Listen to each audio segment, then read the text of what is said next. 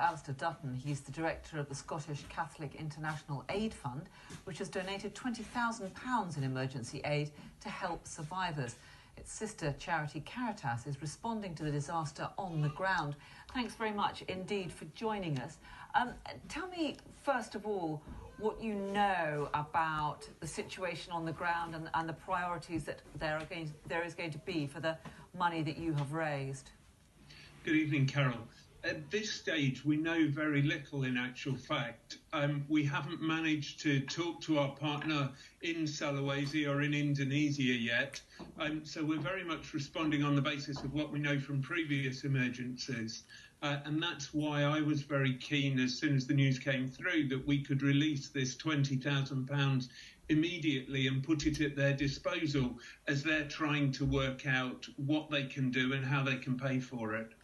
So from your knowledge of previous disasters, what is going to be the immediate priority?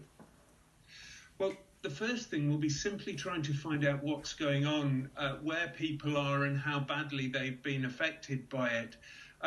I've worked in many earthquakes in the past, and the communications go down almost immediately. Road transport is often very badly affected and often grinds to a halt. So just moving around, finding where people are, finding what the situation is, will be a massive piece of work in the days to come. And so those of us who are working there in Caritas Indonesia will be trying to do those assessments immediately and then to work out how best to respond. There is a problem, isn't there, if those communications are cut off by the earthquake, by the tsunami, of actually getting the relief to the people that need it? Absolutely. The first priority really needs to be to re-establish communications, re-establish transport and movement around the island. And until you know what's going on, you can't determine how to respond appropriately. So it really is just fact-finding and logistics in the early days. I was in the Haiti earthquake in 2010, which was a similar magnitude at a similar depth. And just the dust and the rubble and the interruption to the ordinary things that people take for granted mean that people really can't establish what's going on the ground. And it will be really important for the aid community, working very closely with the national government now, to work closely, coordinate well and exchange information as soon as it becomes available so that they can make sure people get what they need immediately. We know that many homes have been destroyed. Presumably, just providing shelter is going to be one of the first issues to address. Yes, the first three things that people will need is water immediately. Very often water systems are fractured and broken, pipes are broken or interrupted as the result of an earthquake.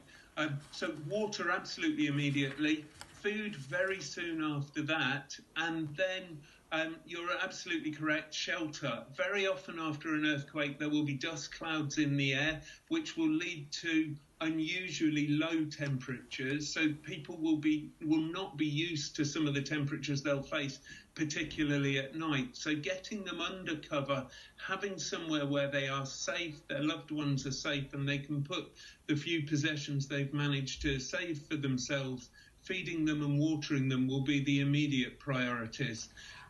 There's also, immediately after an earthquake, there's always a public health concern. As water systems are fractured and sewage gets mixed with water, so you have the opportunity for disease outbreaks, and public health is something that people will be considering very, very quickly. Presumably the charities that you work for, though, will also have to liaise very closely with the Indonesian authorities, who above all will want to try to get the infrastructure back and running, at least to the extent that aid can get through. Absolutely. I in no way want to suggest that the international effort is the most important here. The people of Indonesia will have been responding from the first moments that happened.